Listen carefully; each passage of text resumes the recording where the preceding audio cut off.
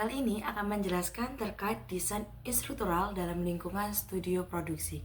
Mungkin sempat mikir nih ya, apa sih hubungannya antara desain instruktural dengan lingkungan studio produksi? Nah, pembahasannya ini mungkin jauh-jauh nih dari kesenangan teman-teman, yaitu terkait film. Nah, kalau film Hollywood kayaknya udah nggak asing nih teman-teman, dan itu sudah menjadi suatu film yang entertain banget, bahkan teman-teman tuh suka. Nah, mungkin kita akan menjelaskan terkait desain instruktural dengan lingkungan studio dengan produksi. Nah, mungkin kita kenali dulu di awal-awal dulu ya. Dan kalau awal-awal tuh kita kepikiran selalu desain media, baru itu berbasis terorganisir. Nah, akar sejarahnya ternyata dari industri film, terutama industri film dari Hollywood. Nah, mungkin kalau di acuan atau artikel yang kita baca bareng, kita beda bareng-bareng nih sama tim, ternyata ada istilahnya tuh HC. Nah, HC itu apa sih sebenarnya? Jadi HC merupakan salah satu perusahaan yang berhasil mengadaptasikan model produksi Hollywood ke dalam desain produk multimedia interaktif. Ih, keren banget gak sih? Bayangin multimedia interaktif yang biasanya buat belajar, buat jadiin media, ternyata bisa terinspirasi oleh produksi film. Bahkan film yang menarik yang selalu kita tonton, kalau dikabungin menjadi multimedia kayak suatu hal yang menarik gak sih? Nah, multimedia ini didirikan pada akhir tahun 1990-an.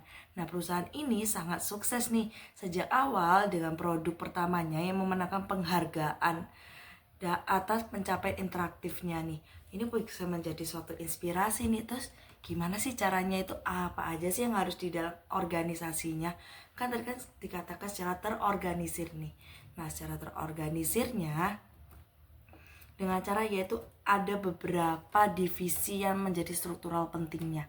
Nah, tapi dari divisi itu suatu hal yang menarik nih, dengan namanya bukannya seperti kalau pada umumnya kalau di perfilman mungkin kayak produser atau mungkin direct dan lain-lainnya, ternyata enggak.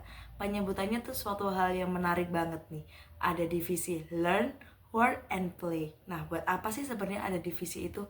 Dengan adanya divisi itu diharapkan untuk mengajukan jenis-jenis produksi yang lebih asosiasi dan akan menjadi suatu hal yang bisa diselesaikan. Nah, lalu ternyata ada komponen-komponen pentingnya nih, ada yang intinya lah kalau kita sebut ya. Nah, intinya sendiri itu ada kelompok utama yaitu desainer, produser, dan produser asosiasi. Lalu ada kelompok pendukung lainnya yang bisa menunjang juga nih. Yang menunjang itu ada apa aja sih? Ada internet design group atau pemrograman. Lalu ada grup grafis. Nah, grafis ini mencakup apa aja sih? Grafis itu mencakup 2 dimensi dan 3 dimensi. Lalu ada grup audio video, lalu bisnis, hukum, dan administrasi. Ya, kalau kurang lebih model proyeknya sih semua aktivitas berpusat kepada proyek atau produk atau layanannya. Lalu untuk model studionya itu berbentuk fleksibel, konfigurasi ulang sumber daya, lalu tim proyek yang lintas divisi. Jadi gak cuma terpaku pada satu atau dua divisi, tapi saling berkaitan. Nah, tujuannya apa sih? Tujuannya memenuhi harapan klien yang menjaga informasi dan up to date terbaru bagi semua orang nih. Ya, kalau di garis besarin, HC ini menggunakan model studio dengan struktur organisasi yang fleksibel nih, yang dimana punya peran masing-masing, punya fungsi masing-masing dalam proyek dan klien. Nah, model ini memungkinkan perusahaan untuk menggabungkan keahlian berbagai divisi dan merespon kebutuhan klien secara efektif. Pada kesempatan kali ini, saya akan menyampaikan bagian proses dan produksi dari artikel kelompok 5, yaitu ketika desain bertemu Hollywood, desain instruksional dalam lingkungan studio produksi. Nah, pada bagian ini membahas tentang bagaimana perusahaan desain media interaktif di Austin mengintegrasikan proses desain pembelajaran dengan proses manajemen dan produksi berdasarkan model studio film Hollywood. Dalam proses integrasi ini, metode desain pengalaman pengguna yang diadaptasi dari bidang seperti desain produk dan interaksi manusia komputer juga dimasukkan ke dalam proses desain instruksional yang digunakan di perusahaan. Selama perjalanan penelitian etnografi di perusahaan, banyak ditemukan tentang bagaimana desainer bekerja dalam konteks perusahaan kreatif, bagaimana desain dikelola, dan bagaimana karakteristik praktik desain dalam lingkungan ini dapat dibawa ke universitas untuk membantu siswa belajar menjadi pengalaman belajar yang efektif. Artikel ini didasarkan pada apa yang terjadi selama studi penelitian etnografi di perusahaan, di mana penulis pertama bertindak sebagai pengamat partisipan di lebih dari selusin proyek selama 2 tahun. Perannya termasuk menjadi spesialis materi pelajaran, perencana instruksional, dan evaluator. Selain itu, terdapat juga poin-poin penting pada bagian ini. Yang pertama mengenai pendekatan bisnis. HC mendorong desain yang didasarkan pada tujuan bisnis, bukan hanya kebutuhan atau masalah dengan fokus pada peluang.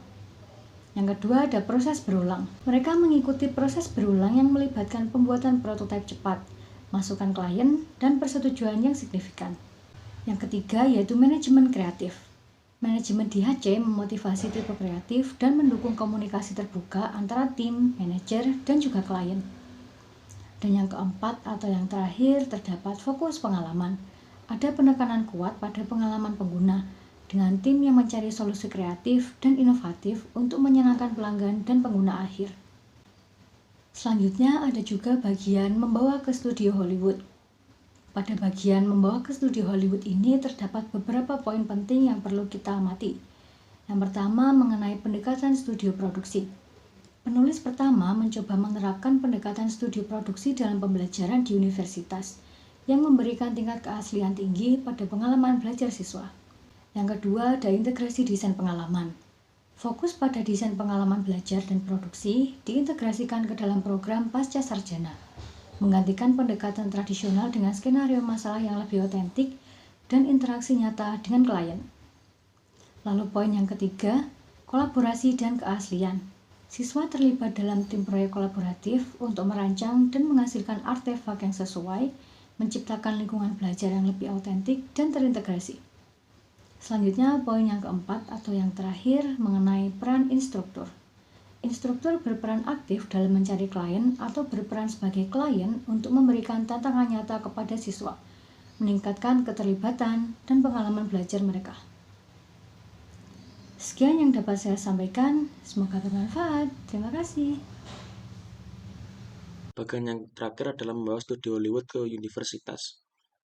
Pada bagian ini, penulis menerapkan pendekatan desain HC atau perusahaan nirlaba di kelas pasca sarjana teknologi instruksional, di mana siswa bekerja sama dalam tim untuk merancang produk berdasarkan skenario masalah yang mensimulasikan interaksi nyata dengan klien. Pendekatan ini terbukti efektif, dengan siswa menyatakan bahwa prosesnya bermanfaat dan memberi mereka kesempatan untuk belajar dengan cara yang berbeda dari kelas tradisional. Pendekatan studio ini memiliki manfaat, yaitu menjadikan siswa perancang dan pengembang yang bekerja sama, mengatur diri sendiri, dan fokus pada hasil yang lebih besar. Adapun tantangan pada pendekatan ini, diantaranya adalah memerlukan perencanaan dan persiapan yang matang, memerlukan profesional yang memiliki keahlian dalam desain dan produksi, dan memerlukan siswa yang termotivasi dan mampu bekerja secara mandiri. Pendekatan ini menjanjikan peningkatan pembelajaran di universitas dengan fokus pada pengalaman belajar otentik dan desainnya.